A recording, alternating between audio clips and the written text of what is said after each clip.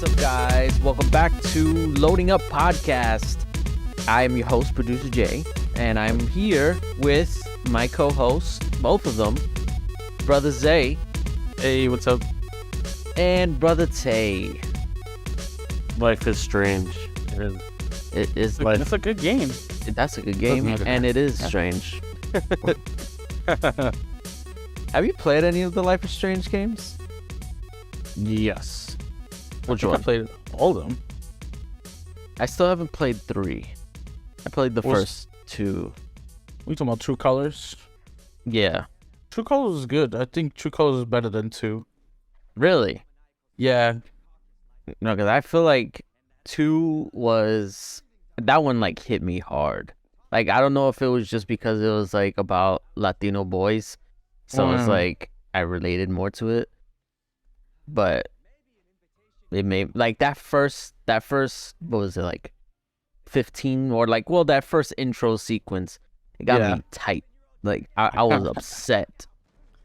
Who wouldn't be? Who wouldn't be? It's still good. It's still a good game. I just think 3 was better. Oh, well, I have to play it to see and judge for myself. I won't know about that for another year with your backlog. Hey, listen. Well, speaking of playing games, what games have you been playing? How you guys been? It's already good. Games I've been playing so far right now, I went back to Smite. Mike, wow, that's a game I haven't heard for a minute. I know. Then everything's changed. Nothing's the same anymore. It's hurtful. They have so much DLC for that game. Yeah, and it's only gotten worse. They keep adding more stuff. Yeah, that's the problem with like service games. If you get off, like it's almost impossible to get back on. Definitely. You been playing anything new? Me, I'm gonna be honest with you. I've played like maybe 10 minutes of games this week. This past week was just a nightmare in terms of like scheduling.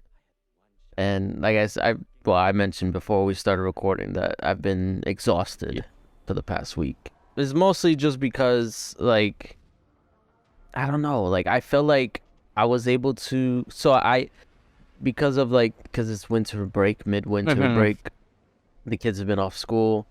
So because of that, I had to figure out their schedule because they go into the after school, which is like, they allow it for the whole day during the break. So they go in at 8 o'clock, but I'm supposed to be already on the train at 8 o'clock. Oh. So I had to drive to work every day. And because of that, I wasn't able to like nap like I usually do. So I've just been like extra tired. But that's neither here nor there. It's just been a very rough week. My man needs his nap. How dare you do this to him?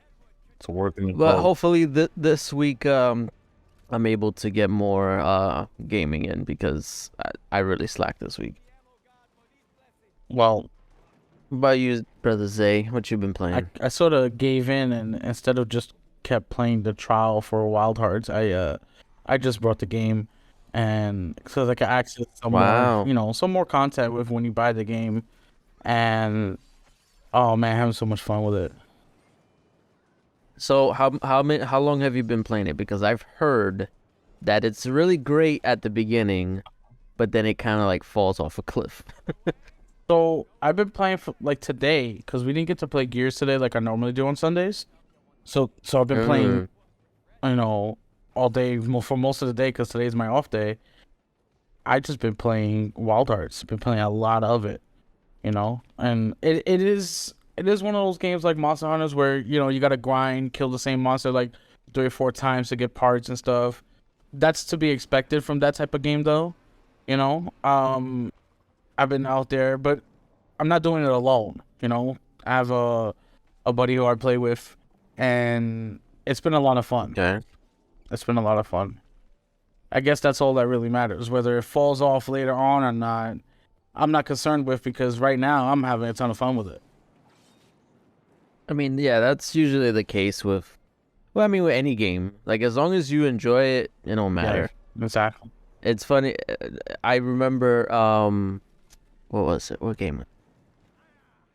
Was it 2000? No, it was SmackDown versus Raw, like wrestling game, and I think it was 2009. I don't remember, but I remember I bought it and I was very disappointed in it. But because I had a friend of mine who I played online with, we would just mess around and just do dumb shit. I fucking enjoyed it. It was so fun, and I was like, yeah, this is so terrible, but it's fun because it's bad. I feel like that's the best. Yeah, have your friends to play with online and hunt those monsters with you, and or go to wrestling matches and do some crazy Hell in a Cell type of match in those games. This it just always makes it more fun. I remember we used to do triple threat matches, but like we would mess with the third guy. So we would pretend to fight, and then like they would get in it, and then we just jump him until he quits. That is terrible. Trauma. Yeah, exactly. Just straight unnecessary drama. I know it was fun. Oh You're my a menace. God. You're a menace. No, and then we also we would do a tag team cage match, and because you have to like escape the cage to win, both of the tag team has to escape. So we would let one of them get out, and then they would be able to join in or jump back in. So then we would just like keep doing finishers on the other guy until we decided that we were done. The worst. This is true. Yeah, we're trolls. True toxic behavior. For real. Absolutely. Jesus. I'm not I would ashamed quit of the it. game. You don't mess with me like that. So, what we got in the news for this Oh, week? we got a bunch of news this week. Let's jump. It's a lot of news. Yeah. We always do the podcast, and then like right after the podcast comes out, boom, news just hits. I know. So we gotta play a little catch up. So right now we're gonna start off with some Ubisoft news. So Ubisoft has been on a roll trying to, as they call, sanction gamers for fraudulent exploits or cheating. Both in all types of games that they have, because they're not focused only on like Rainbow Six Siege. They're also focusing on if people are using money exploits and like the Far Cry games and stuff like that. So according to their Ubisoft support team, they're sanctioning 19,000 accounts. And Ubisoft says they have a zero tolerance policy against fraudulent practice as per our code of conduct, and 19,000 accounts were involved in the so-called sanctions. So that's Ubisoft taking a hard stance against any sort of cheating, and they're taking it very seriously. That's crazy that like people would. Well, I mean, There's it's no- a single player. I mean, Ubisoft games are usually single player, so it's like I get it, but at the same time, Well, it's they just also like, have a lot of games that are multiplayer. You have the Division games, the Rainbow Six Siege games.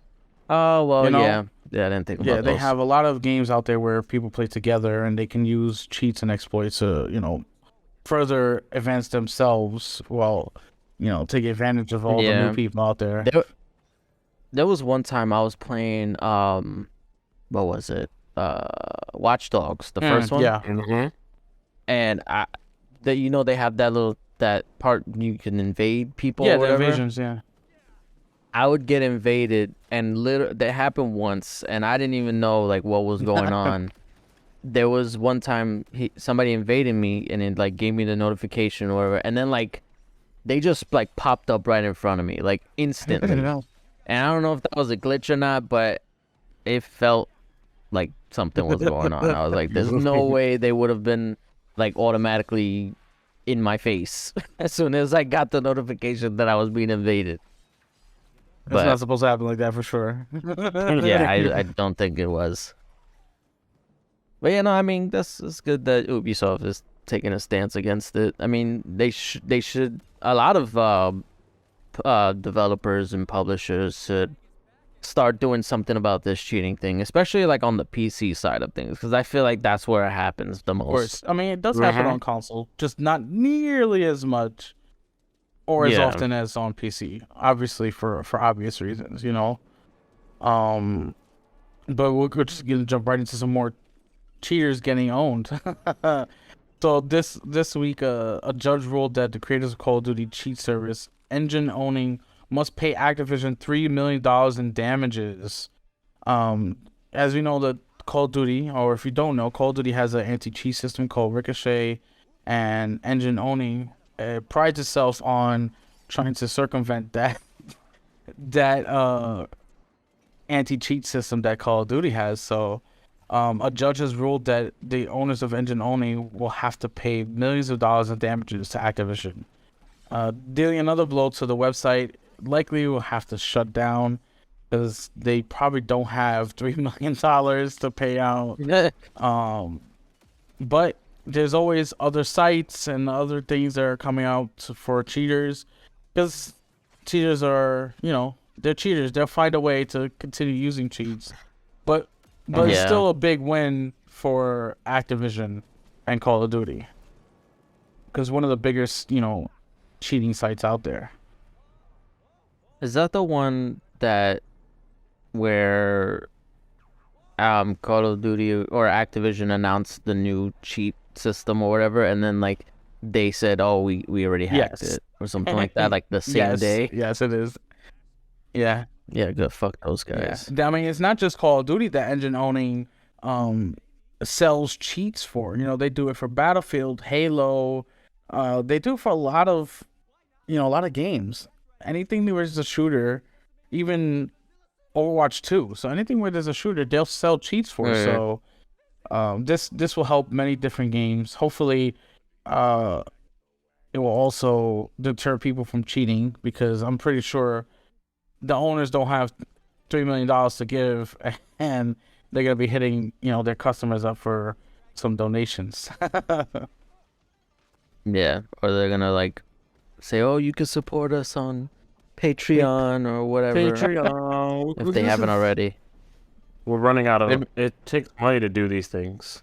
Please support our Patreon class.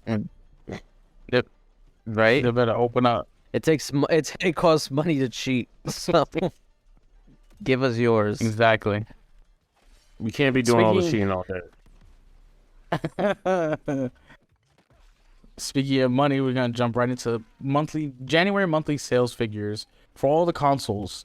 So it turns out that PlayStation 5 sold the most consoles for all of January. It was over 1.2 million consoles, bringing their total for PlayStation 5 for the past 2 years to 31 million. The Switch sold like 1.1 million, but their overall is 121 million Switches sold. So they're still in the lead when it comes to terms who sells the most consoles. The Switch is just leagues ahead of PlayStation 5 and Xbox. Xbox sold in Nintendo. January.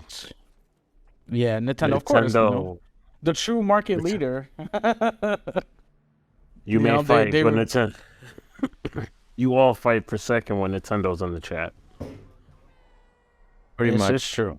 Which is why the whole argument about Nintendo not being part of the console market or whatever the CMA said, Oh yeah. stupid. Yeah, it's very silly. Yeah. I mean, if you add Nintendo into the mix for anything concerning the FTC, CMA, or European Union when it concerns the ABK deal, it blows all their arguments right out the water. And that's why they Yeah. don't add demand. Exactly. Because if you add demand, then Xbox is third, PlayStation is second, and Nintendo will always remain first. And they'll be first. They've been first forever without Call of Duty. So Exactly. Mario goes, yo. Mario goes. that's a fact. I mean, Mario's a household name. Yeah, I can't wait for the movie to come out. I was thinking the same thing. Yeah, I'm hype about that.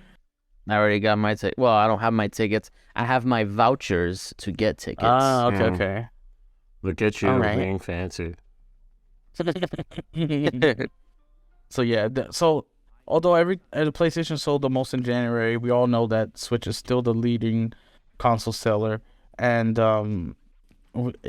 it's gonna come out every month toward the end of the month. All the sales figures for the past month, and Nintendo's always gonna be in the lead unless PS5 starts selling hundreds of millions of consoles in a month. Not You gonna know, happen. but Not gonna yeah, it's not happen. gonna happen exactly. Yeah. You saw And we'll have happen. Oh, I'm sorry. no, not for PS5. PS5 is They going. just don't have enough stock. PS5 will just come as like, so we just happen to have this 5 million on the side that no one knew about. I hope this counts. Even if they sell 5 million a month, they won't even come close to Nintendo Switch, which is Nope. crazy. You know? It's crazy that like the Nintendo Switch has been on the market for 7 Yep. years. And it's like it's still selling like it's Like it freaking came out a yesterday. month after release. Yeah. Like why? Like how many people don't have a Switch at this There point? are 8 billion people in the world, sir. A lot of them don't have Listen. access to a Switch yet. No, I think it's because people keep buying multiple Switches like us. Hey. Let's not get into that again. We're gonna. You all have 3 switches in your houses, Jack. Wow. I know, right? Listen. The Xbox fanboy here has. It's your kid. Right? You have more freaking Switches. I have one child. I have Than more any Switches other than I have children. Can't stop it. It won't end. No, you can't. No, you can't stop Nintendo. Speaking of stopping Nintendo, the CMAs came out with a report for the Activision Blizzard deal on what consoles will get Call of Duty and whatnot from Microsoft if it goes through. And Nintendo Switch was on there for what will get Call of Duty, but another console from Nintendo was on there, but that was redacted. And lots of people were reporting on it that it is the Nintendo Switch 2 and or a Nintendo Switch Pro. Now it was redacted, so nobody knows officially who it was, but there are a lot of sites, and a site here from notebookcheck.net, they're reporting on it, saying that Nintendo Switch 2 was debuted in the CMA report, and it's going to be 6 times the Switch GPU power, and people are going nuts because they're still selling Switches like crazy, and now they're going to come out with another one. I mean, it is bound to happen, obviously. It's not like the Switch was going to be Nintendo's last console. Yeah. Which is funny because I got into, not an argument, but like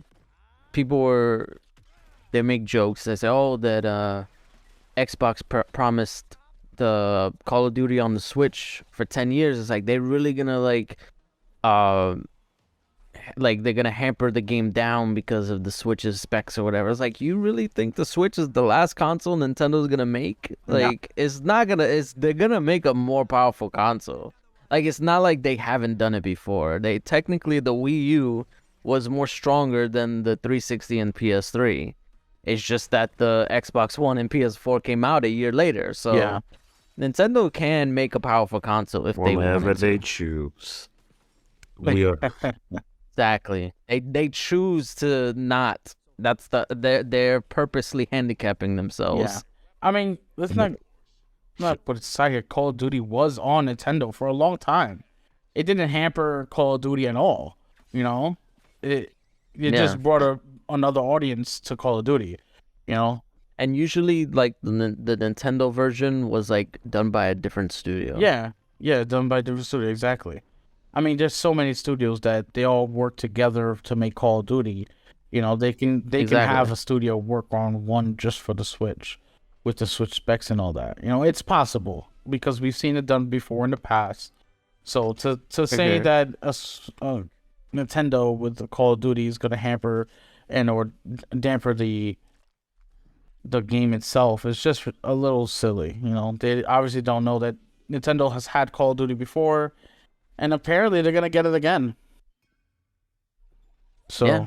Well, I mean, we'll see how these proceedings go, but yeah. It's most likely they'll have it again.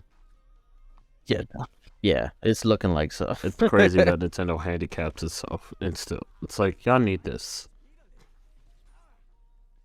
I mean, No, well, that's what they're saying. They don't Yeah. need it. They'd be like, listen, we're gonna sell 120 million units 7 years after we're like gone, not gone, but like our last console. It's like we do whatever we want. We're Nintendo. it's so true. You know, they're gonna do whatever they want.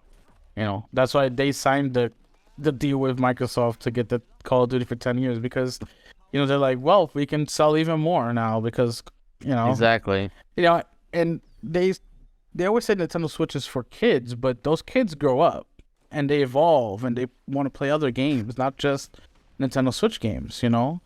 So Yeah. just having Call of Duty on there, you know, you get a whole market where kids are now going into the more mature games, and they can play Call of Duty, but on their Switch, you know? So it makes sense. It just makes sense. Yeah. We'll just continue right on here. So there's some sad news out of PlayStation. The creator of PlayStation's iconic logo sound has passed away. Toru Okada. He left a big impact on the gaming, on the gaming world when he came up with a simple jingle that every time we turned on our PlayStation 1, PlayStation 2, we all heard it, and we just fell in love with the moments that were about to precede that little jingle. So I would call it more of like an experience than a jingle. Like that freaking power up noise. I guess like like that was like you were about to play some shit. Get Yeah, ready. yeah, definitely. I would call the Nintendo GameCube more of a jingle than that. Yeah. Yeah. No, but it's definitely iconic. Like that was like one of the first times I was just like, whoa, this is freaking like video games. Like like I was ready. Yeah, definitely.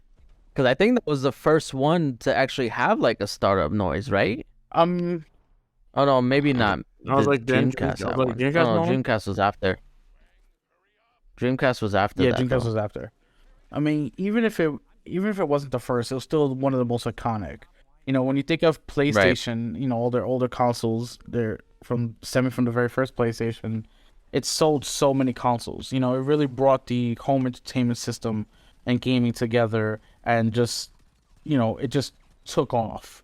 Because at this point, we didn't Right. have Xbox. You know, it was either Nintendo or Sega. You know, then PlayStation came into the market. He created this jingle, or like you say, this experience, and it just took the world by storm. You know, for a quarter of a century, they used that similar jingle in different ways. You know, and he's worked on so many things besides just that jingle. He was part of different bands in Japan that worked on games like Crash Bandicoot. You know, so he's done so much for the music genre and video games. And to hear of his passing was definitely a sad moment for gamers out there. Yeah. I mean, he cemented his legacy with that, so he will be missed. Definitely. Right. Well, we have some more sad news, but this time it's about somebody retiring. What did you say his name? Producer Jay, the founder and studio head for Shinji Mikami. Shinji Mikami. There you go. I didn't want to mess it up. Thank you. The founder and studio head of Tango Gameworks, he's retiring from gaming. Now, this was a long time coming. You know, a lot of people stated that, oh, he made a game like Hi-Fi Rush for Xbox and then left, and they're blaming Xbox. But he was actually wanting to retire before, when they were working on, you know, other games for PlayStation. You know, he just stuck it through so that way he can get out a few more games, you know, because he worked on Ghostwire Tokyo, and that came out, 2 years ago now, or a year and a half ago? Yeah. So, yeah, like he that. had stated before Ghostwire Tokyo came out that he wanted to retire. So it's definitely a long time coming. You know, his career spanned over 33 years. He's done work on very many games, including Resident Evil 4, Dino Crisis, Beautiful Joe, and even Vanquish. You know, so he's done so many games, not just Ghostwire Tokyo or Hi-Fi Rush. So he's been in the business for 33 years, and he just wants to retire. You know, he feels like he's cemented his own legacy in the business, both with Tango Games, with ZeniMax. You know, so it's his time. You know, he say he wants to go, and he'll go. Was it confirmed that he was retiring? Because I could not find like a confirmation of that. Oh, well, right here. I know it was implied. Okay, so I have an article from True Achievements, right? And the article states, I am writing today to let you know that studio head Shinji Mikami has decided to leave Tango Gameworks in the coming months. And Mikami-san has been a creative leader and supportive mentor to younger developers at Tango for 12 years through his work on Evil Within franchise, Ghostwire Tokyo, and of course Hi-Fi Rush. So this is coming from the heads at Tango Gameworks, saying that he's going to retire in the coming months. They say it says he's that? leaving. Absolutely. Oh, okay. So Yeah, he's going to be leaving. Yeah, but it also states further down in the article that he will remain on call basically for support if needed. So he's retiring. I guess he just doesn't want to be in the office making more games. I feel like he's worked on so much, you know, and he's done so much for the gaming industry. Dude, he was the creator of Resident Evil, wasn't he? Let's see, he's credited with creating the original Resident Evil and working on numerous games within the franchise up until Resident Evil 4. Yeah, so like, he's been around a long time. He deserves a retirement. Yeah, you know, 33 years in a job where you're creating games, you know, and if you go to a city job in like, let's say here in New York City, you do 20 years, you retire. He did 33 years making video games and some of the best and well-known video games in the world, you know? So and I think so. Like going back to like that he wanted to leave or earlier. I remember, I forgot where I read it. He basically he wanted to leave. I think it was like in 2018 or 2019. He wanted to leave then, but he stuck around because he thought if he left, then Bethesda would shut down the studio because he was kind of like the marketing behind it, because it was his studio. Yeah, it was his studio. Yeah. So that if he left, then they'll be like, "Nah, we don't need the studio anymore." But now that Bethesda is under Microsoft, there's no pressure of that, and they won't shut it down. Yeah.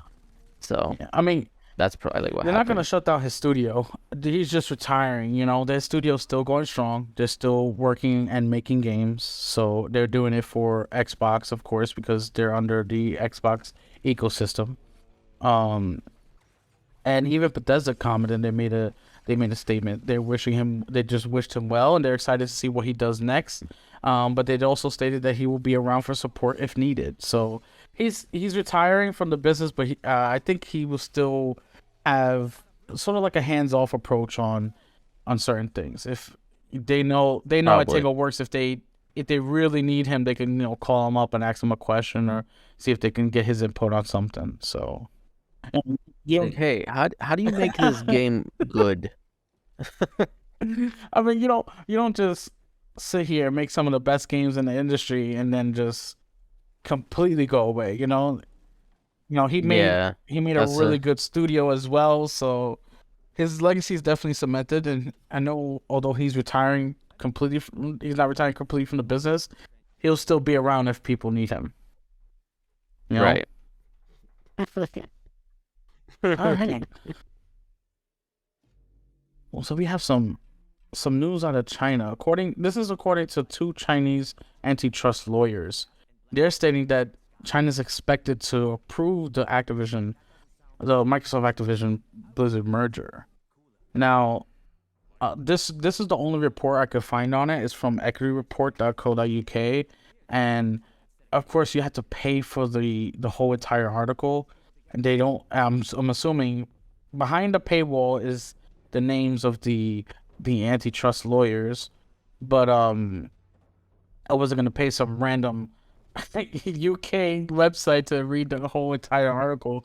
But Yeah, we did no. get snippets of it saying that these two lawyers stating that China is expected to approve it because I think there's only one particular third party from China that disapproved of the merger, and it was I think it was NetEase. NetEase, yes. Yeah, but everybody else, I mean, Embracer and Tencent, they all approved it, and with like they didn't really care. They're like, yeah, sure, no problem. So that China's expected to approve the whole merger going forward. Yeah, it's looking basically like the only opponents of this merger is Sony and Google, which I don't see why they even matter in this case, because the government, well, most governments hate Google already, so Well, it's not really helping their case. yeah, but the whole reason why Google doesn't want it going through is because they know they'll have a actual competitor, other than Apple In the the mobile space, yeah, because Apple and Google have sort of this monopoly. is duopoly, yeah. So they don't want anybody else. It's bad enough they have to compete with Apple, so they're like, no, we don't want this. But Yeah. competition is good. Having more choices is good. So let's hope that these regulators do the right thing, allow the deal to go through, so that way we can have more competition. Indeed. That's all we're gonna touch for ABK. Unless you want to get into the whole what was it, the press conference after the 21st meeting? I mean, there's not much to say about it. It was kind of like basically what Microsoft's been saying this whole time. I mean, I do think the whole deal with Nvidia is kind of big news about them having all the entire like Xbox library on in GeForce Now. Yeah. So, I mean, it's kind of, well, so it's unprecedented in the fact that I think, what was it, when GeForce Now first started, Microsoft had an issue with it because they were putting their games on the service without their permission. Yeah, I remember that. Yeah, so I mean, granted, there was other publishers too, but so, and then I think Microsoft was against the Nvidia. It was Nvidia that bought ARM, right? Was it Nvidia? Or am I thinking of somebody else? I think you're right. I believe you're right. Yeah, and they were against Yeah. it.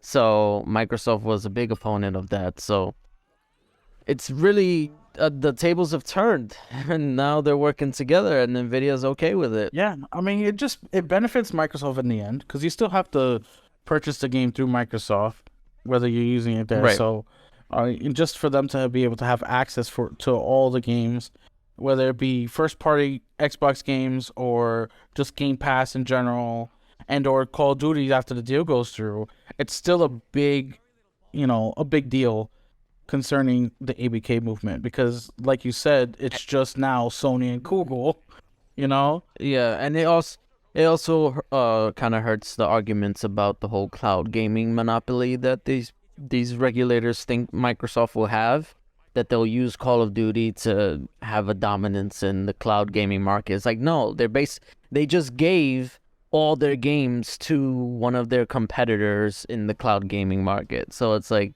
no, that doesn't make any sense anymore. Because ultimately they're trying to change how the business works, whereas Sony's trying to keep the status quo because they're the so-called market leader. So Right. Sony wants to keep the status quo. They want to keep their position, and it just seems like the CMAs are, taking their word for it and say, yeah, we got to protect Sony.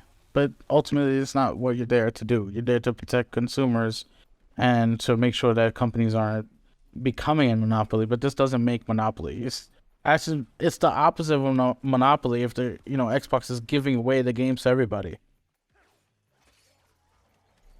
Yeah. I mean, What am I gonna they do? just put Minecraft Dungeons on the Oh yeah, that's right. PlayStation, was it PlayStation Premium PlayStation or PlayStation Plus? I Yeah, don't remember which one of one. the tiers in but- PlayStation is now has access to Microsoft Dungeons, which is a first party Xbox game.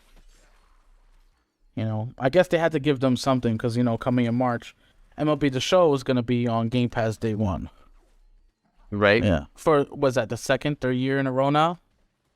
I think it's third Yeah, year. third year, which is great. The game is great. MLB The Show is a good game.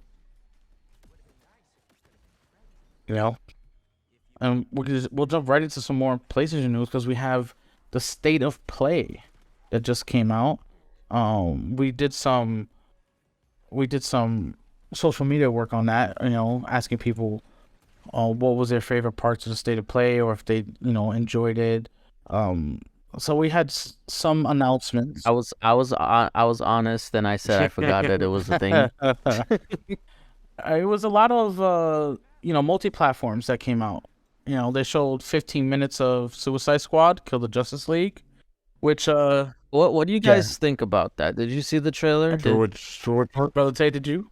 For which one? Suicide Squad? I don't For think I saw Suicide that Squad? trailer. Mostly because my trailers have been consumed with fucking Shazam right now, so it's getting annoying. So no, I don't think I saw that one. All right. What about you, producer Jay? So I actually just watched it today because I don't know, I just never got around to looking at it. And so the gameplay itself, it looks fun, but I struggle to see like why they went with the Suicide Squad for this game, because like if you looked at it, like if let's say you were playing it and somebody came in, or somebody was playing it and you came in and you saw that playing on the screen, there's no way in hell the first guess would be like, oh, is that a Suicide Squad game? It looks like nothing you would think that a Suicide Squad game would look like. Because you got people like jumping up and down, like flying, and like grappling from buildings, and like it was just so bombastic and just like really crazy. It was very chaotic, right? Yeah, it was like a lot going on, and it looked fun, but it's just like it's so jarring that like I did not expect that this was gonna be the game that they made for that IP. I don't know. I mean, that particular storyline is a good storyline. Suicide Squad, Kill the Justice League. I love that particular storyline, whether it be the animated version, the comics, or anything like that. It's a good story. But I don't think it works well with a live service game.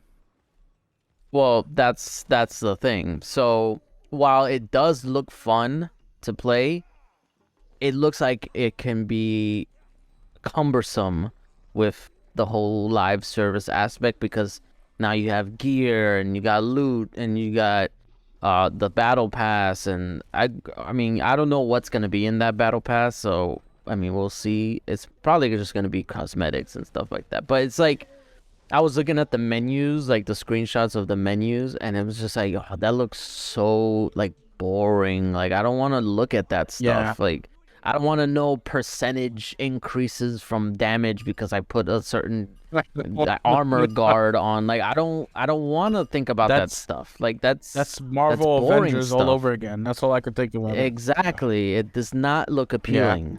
So if they go the route, because it's Rocksteady, if they go the route of Gotham Knights, I feel like because it's a if they do it, single player / co-op like Gotham Knights, and just be cosmetic, that's fine. But they're making it a live service game like Marvel's Avengers. It's done for me. It's dead on arrival. Probably not gonna. Yeah. It's like they didn't. It's like they saw what happened with Marvel's Avengers and were just like, that won't happen with us. It's like, no, that's exactly what's gonna happen. Yeah. And it's gonna be even worse because I feel like the Avengers IP is much higher than like DC properties now. So if that failed, what makes you think yours is not, or yours is not gonna Yeah, no. fail? So I don't know. It was like you said, it was very chaotic. It was very lackluster, you know, in the terms of it looking exactly like failed games like Marvel's Avengers. Honestly, somebody pointed out it looked like Crackdown. Well, because like all the destruction and everything's going on. All the Yeah. destruction, just jumping around and stuff like that's just the whole jumping around really just kind of threw me off because like it looks so ridiculous. Yeah. I mean, there was some good stuff that came out. We got to see more Street Fighter 6 and some more characters. They showed Lily and Cammy and Zangief. So that looked really, really cool. I really enjoyed the Street Fighter trailer that they showed. But again, all these games are multiplats. The State of Play was full of multiplats besides the PlayStation VR 2 games that they had, you know. They also showed a trailer for Resident Evil 4, the remake. They showed Naruto to Boruto Ultimate Ninja Storm Connections. So they're gonna have this connecting storylines between the two animes, but it's separate from the main canon stuff. So it actually looks really cool, really fun. The Ultimate Ninja Storm games have always been fun for any anime/Naruto fans. So having another one, it looks really cool. Yeah, I'm not a Naruto guy. Well, we'll just skip over that statement. I can tell just by the way you said it. So, I mean, the State of Play for me, it was the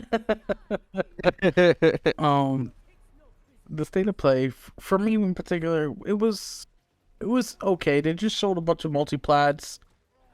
They focused heavy with out of the 45 minutes, 15 of the 45 was all Suicide Squad. So, you know, it showed a little bit of Resident Evil 4, Street Fighter 6, the Naruto, some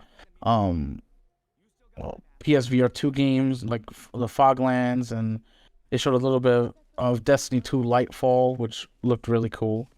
That DLC is gonna be dope. It's really interesting that Sony. It's been like how long? It's been like a year and a half since their last like first party showcase. Yeah. And it's just interesting that they're doing these smaller ones more often. And I'm like, do you guys not have any games coming out? Like, what's going on here? I mean, they don't. Not first party games. They have Spider-Man, 2 and Wolverine. That's it. Yeah, that's what I'm saying. Like, that can't be it. Like, there's got to be more. That's it. Stop.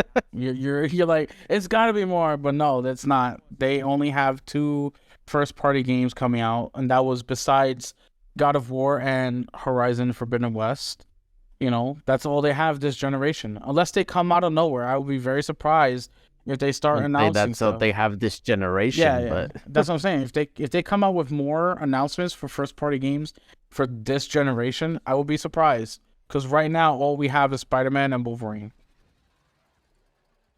That's all we have to look forward to. We'll see. Then we had, they showed a little bit of Baldur's Gate 3, and that looked really cool. Unfortunately for Xbox users, there's no exact date or no release date when it will come to Xbox. It will be on PC and PS5, Mac, and literally everything else but Xbox. And this whole situation gave me a headache. Just because. So, I mean, do you know like exactly what happened? So, it came out on the showcase and it said PC and PS5 for release, for what it's going to be releasing on. So people were upset because it basically snubbed Xbox, saying that it wasn't going to be coming on Xbox. So people were speculating, okay, it's not going to be on Xbox, it's exclusive. Then they said, the developers of the game said, no, it's not exclusive, we don't do exclusive games. So they said, okay, so why is it on Xbox? People were wondering, they were asking the developers, why is it on Xbox? And they were wondering if Sony paid for any sort of timed exclusivity or anything like that, and it turned out no. Then the developers came out and said that it's not going it's going to come out on Xbox. They just didn't have it on the State of Play simply because they were having technical issues with an Xbox release, and they weren't sure when it's going to be available and ready for players to play it on Xbox. So they didn't want to mention any Xbox announcements. So and then from that statement, Jez Gordon at Windows Central said that effectively the game was delayed on Xbox, and then people attacked him for saying it was delayed when the developers actually attacked. They said, no, it's not delayed. It's just we are just having issues. And he sort of just said it's delayed because they're having technical issues, which can be, you can take that, say, oh yeah, it's delayed. But I guess they didn't want to say it's delayed, so people got upset at Jez Gordon for saying that for him saying that it was delayed, and it was just a nonsense. The whole situation is nonsense. So according to the developers, it will come out on Xbox. They just don't know when. It just gave me a headache because I was trying to rationalize it. Like, okay, what could be the explanation? Like, even before they came out and said it was the technical difficulties, I was like, oh, they probably just paid, like they got the exclusive deal or whatever, or that Sony had paid to announce it first, because it's happened before where it's not exclusive, but Sony has the marketing rights or whatever.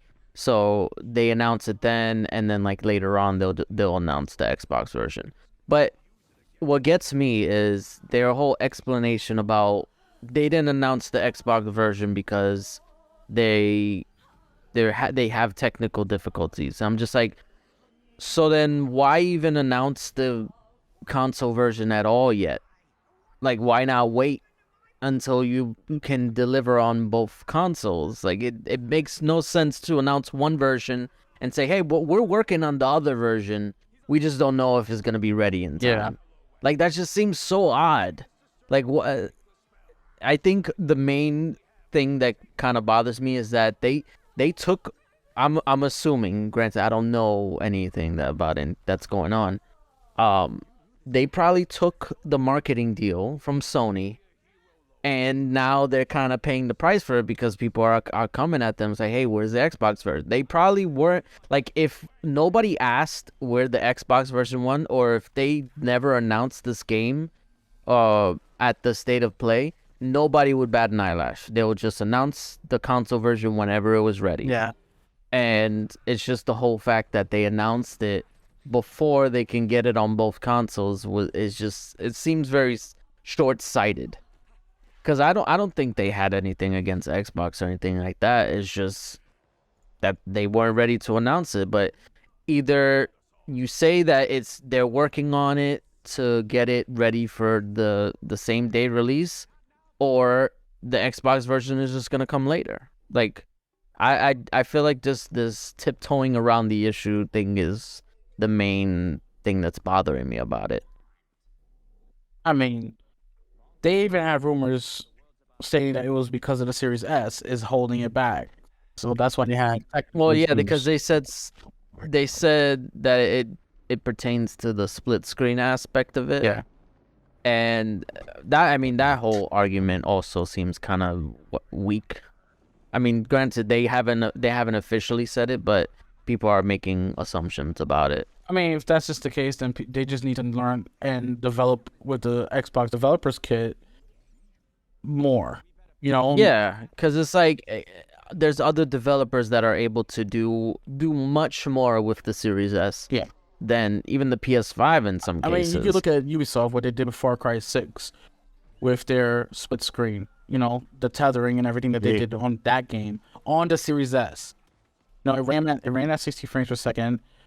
It was a multi-platform that ran at 60 frames per second. They had split screen, so they had the same amount of time for Series S, Series X, PS5, and it still ran really good. So, we definitely don't know exactly what's going on behind the scenes, but we can speculate, and then we can make some inferences to what's going on. But it all seems a bit silly when other companies are doing it fine. Well, what's up? why the excuses? Yeah, I mean, honestly, it probably just comes down to like budget and time.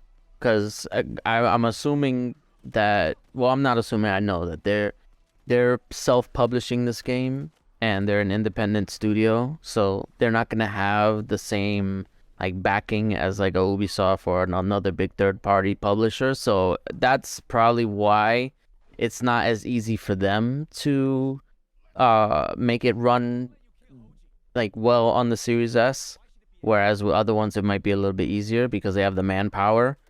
But still, it just seems like this whole situation could have been avoided if they just decided to announce it later. Definitely. I mean, that's it for the news. That's all we have. We got There through was a the lot. news, I won't folks. lie, but you guys did great. We got through the Yeah, I news. got through. I think there's definitely a lot of But stuff. split screen coming back.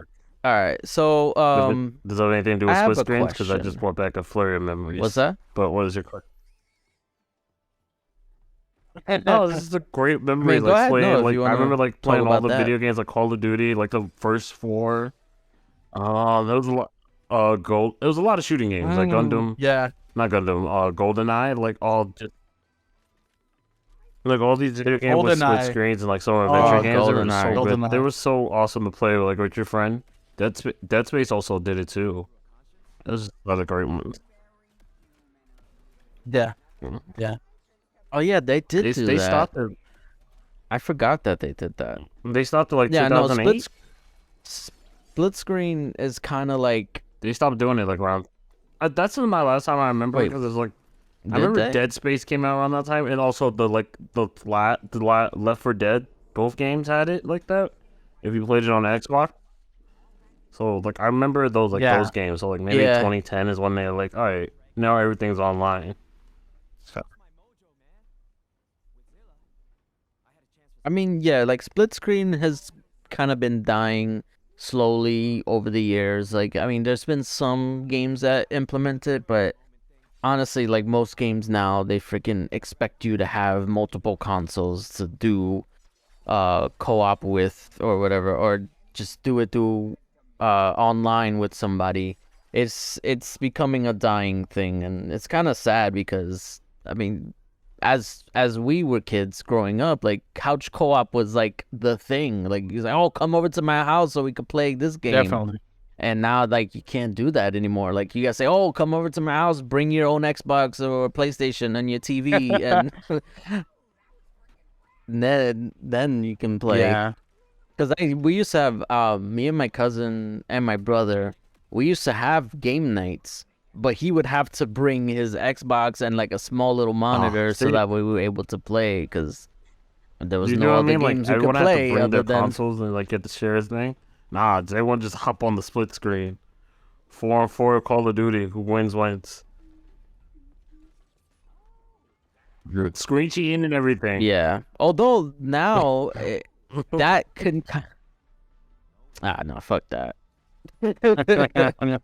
Although now with the whole rise of cloud gaming, that actually kind of might be kind of coming back. Like, well, not coming back, but it'll make it easier. Because now, like, if I wanted to play a game with you, I could just hop on and play on my phone. Yeah. Yeah. I mean, they've been doing games like that, like Jack in the Box games for a while. You know? Oh yeah, those are the Yeah, best. you're- Best party games. Definitely.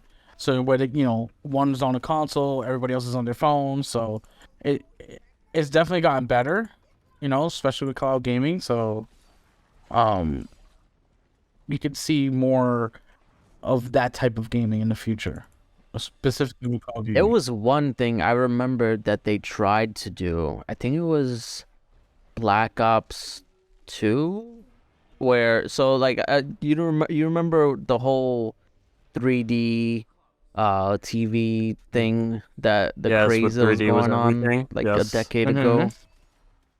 That like they, yeah, when 3D was, and I mean I don't like 3D, like get pass on that. But there were some TVs that had the 3D option and some games that supported it where if they would give you like 2 sets of glasses one set would be like the right side, and then the other set would be the left side, and two people can look at that screen, but they would see two different images. That's interesting. Like, you know what I mean? So like they would show two different images on the screen, but in order to see one of them, you had to wear those glasses. Oh, And then to see the other one, you wear the other glasses. I remember that. Yeah, that I thought that was actually really cool. That was your future. That was like, yeah, if there was one benefit for 3D in like home use or gaming, that was it. Where you can basically have split screen, but it's not even split. It's just two screens and one or whatever. Just two screens, yeah. I mean, I don't know. The technologies that fell off big time. Well, Yeah, obviously. and then even now with the VR and all that, the technology is just not there. You know? Yeah. I don't know. I feel like I do miss local multiplayer, because like I have game nights with my kids, like we basically just play Switch games, because those are the only games that have like true multiplayer games, because a lot of the games on like Xbox or even PlayStation, they just don't have local multiplayer. At least not the type that would be fun to play. It's definitely different when it comes to other consoles for that. You know, because I play a lot of like Fortnite with my son, you know, but it's not split screen. Fortnite You know, we're on separate consoles, separate everything, you know? Although I think I have not Fortnite seen a is actually Fortnite split split. screen. Me either. I think there was, or maybe they got rid of it. historical? I know at I've one never point seen it there on was. like. I've never seen it. Really? I remember trying to do like a duel. I remember trying to play Fortnite with I have to I was trying double to play check. Fortnite with somebody on split screen, and we couldn't find it. No, I know there was like a thing Well, I going don't know on that. saying it was I could have split screen, sworn that but there when we was. tried to find it, there wasn't true.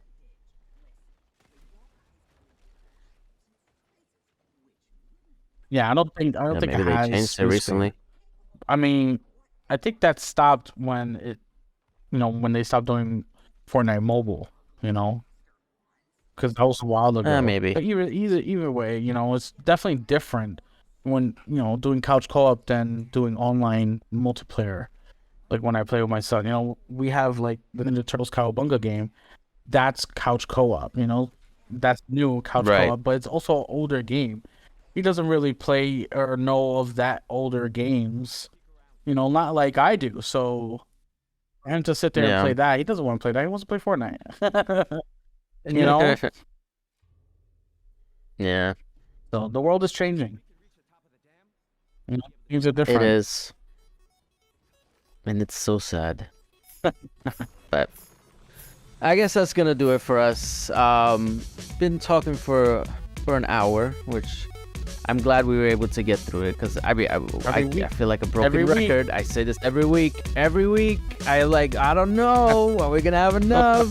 But we do it somehow. Yeah, we do. You guys can follow us on our socials: Twitter, TikTok, Instagram, and our link tree will be in the description. Yeah, thanks for listening and watching, and we'll see you guys next week. Bye bye. Peace. Bye bye now.